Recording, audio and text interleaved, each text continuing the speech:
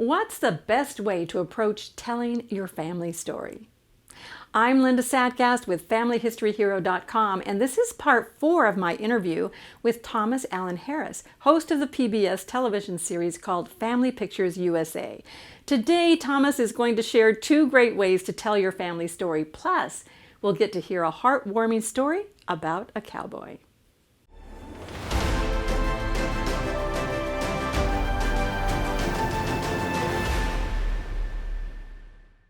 Where do you find these people? I mean, they're amazing, all of them.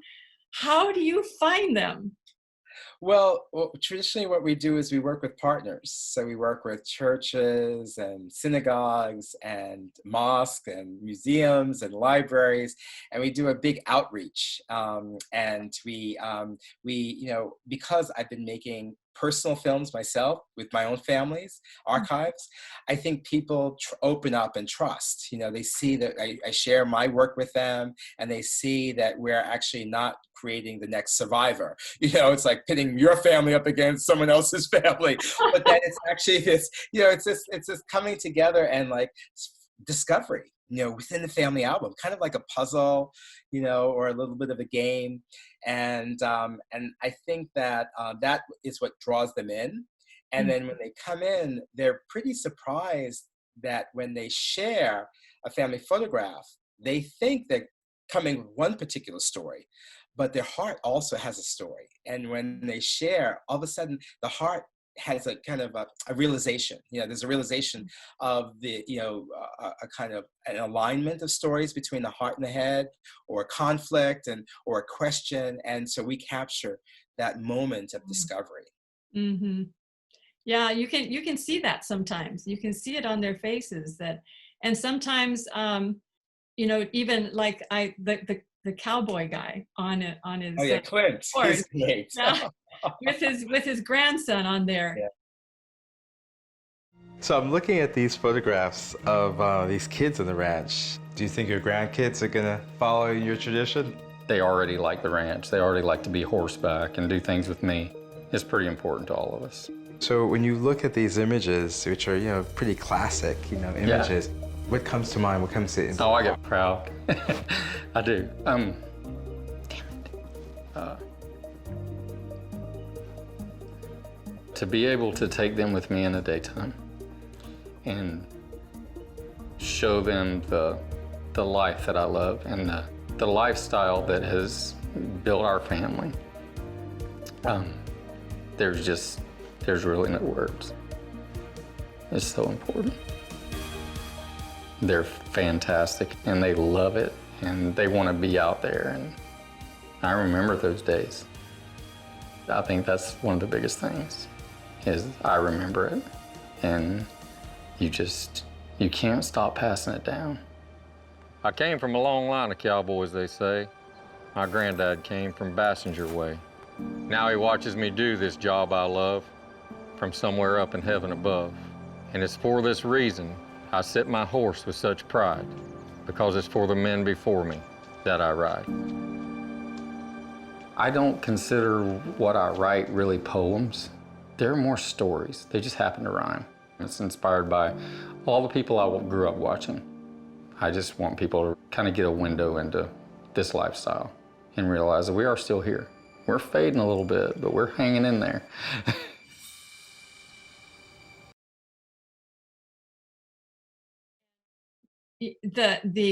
There's some emotion there that he's holding back but you can see it. He's a tough guy, but he's doing the thing, he's doing what his family has done for years, and he's passing it on to his kids. And there's pride in there, there's love in there. It's so inspiring to see that.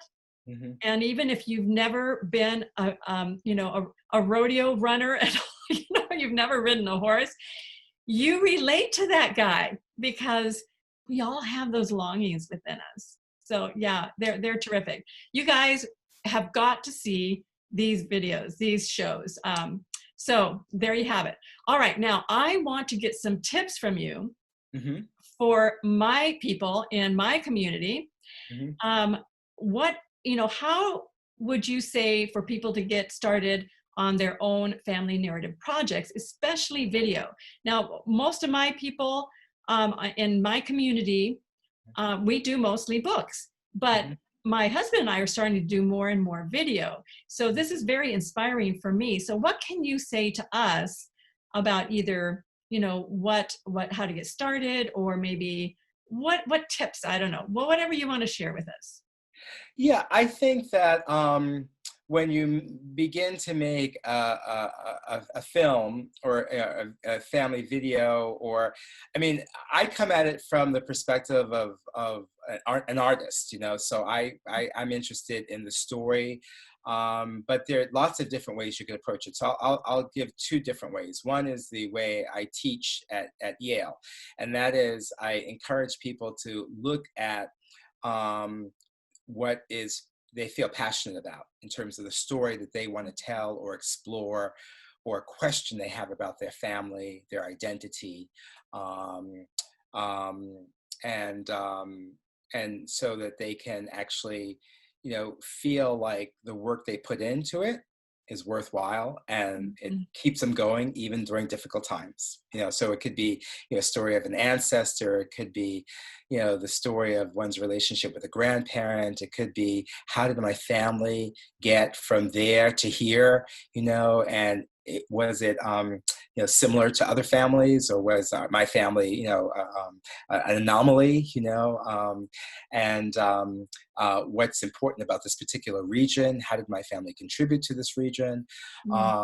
And then there is also the kind of, so that's one side, and I'll continue with that.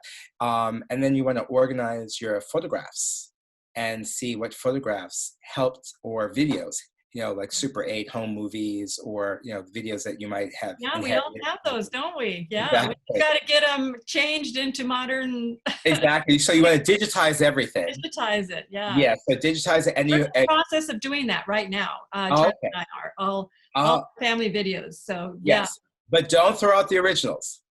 Okay. Because you always, I mean, we talked about this last time, you always want to keep everything multiple copies, because you're never quite sure, you know, when that hard drive is going to die, or, you know, you always want to make sure you have backups, and, you know, and especially if you have photographs or, you know, original video or original home movies, you want to keep those as well. And so I tell people to organize it and, you know, write out the story. I think the story, you know, when you're making you know, more of a film that you want to show other people, you want to write out the story, make sure that the story is, you know, is of interest to, you know, beyond, you know, your kids, you know, and or your parents.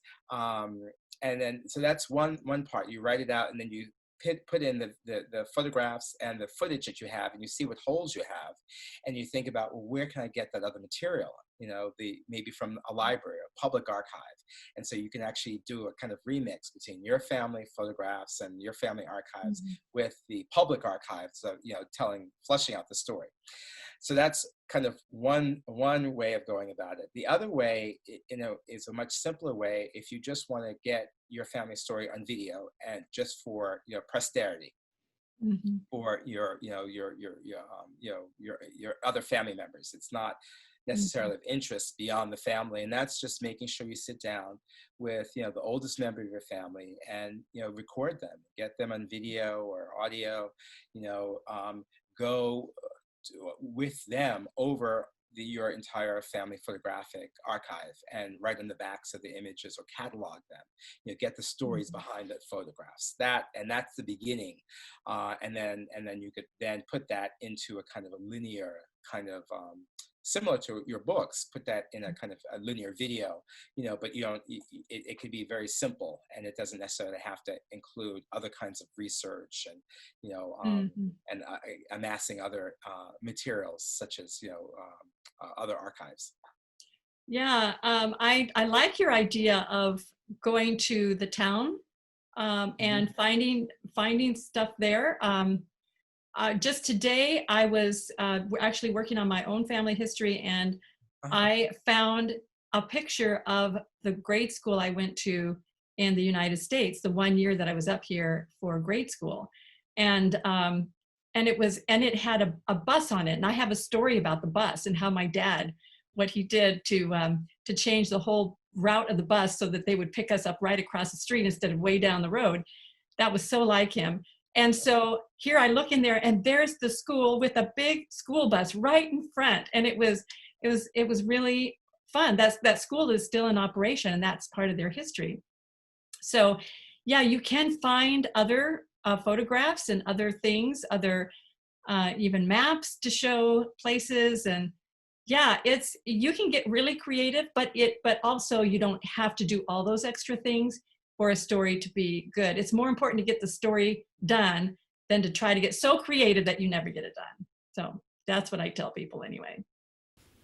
I hope you've enjoyed part 4 of my interview with Thomas Allen Harris, host of the Family Pictures USA PBS television series. Now in part 5, we'll wrap up the interview with advice on how to possibly be featured in an episode of Family Pictures USA. Plus, you'll hear a cautionary tale about someone who met Thomas just a little too late. This is Linda Satgas with FamilyHistoryHero.com, where we show you how to turn those dusty old boxes of family photos into easy to share family stories.